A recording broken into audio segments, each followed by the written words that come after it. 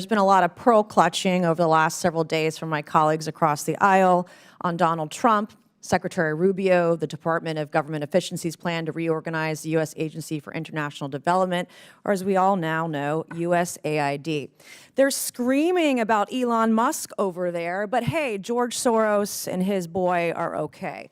They scream that we're all a threat to democracy when they've been systematically dismantling democracy before our eyes. They've been caught with their hand in the cookie jar, and there's no going back. So I would tell my colleagues across the other side of the aisle, take your salty tears and sit right back down. USAID has long strayed from its mission to effectively and efficiently administer aid to advance American interests. USAID has become rotten to its core, sacrificing the prudent use of taxpayer dollars at the altar of advancing radical, sinister social and political agendas abroad. From discriminatory DEI initiatives to extreme gender ideology to marginalize real bona fide biological women. For decades, while homeless veterans sleep on our streets, our communities rebuild from natural disasters, and American families struggle to get by, USAID has pillaged and plundered the American treasury, essentially lighting American taxpayer dollars on fire, funding some of the dumbest, stupidest, just dumbest initiatives imaginable, all supported by the left, and that's why their party is crumbling. Today, I'm going to expose some of the initiatives USAID has funded over the years and ask each of you a yes or no question. If you believe these expenditures of American taxpayer dollars put America first. So it'll be yes or no. USAID awarded $2 million to strengthen trans-led organizations to deliver gender-affirming health care in Guatemala.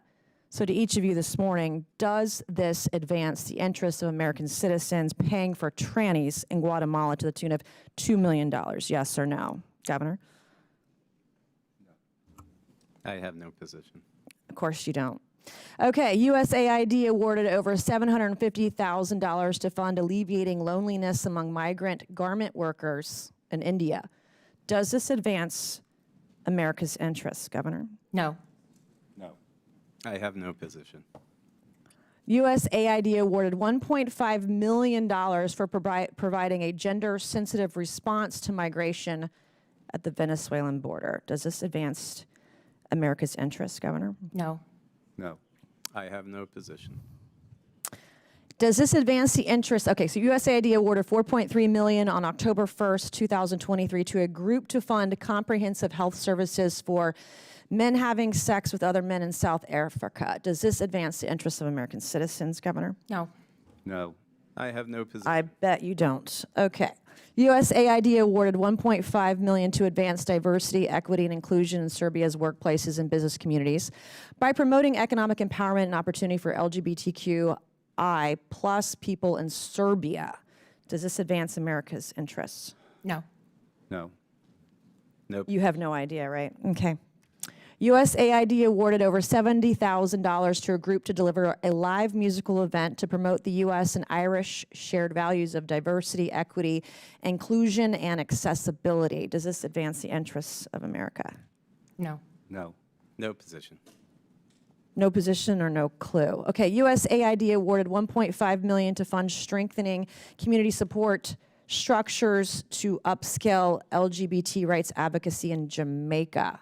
Does this advance our interests? No. No. No position.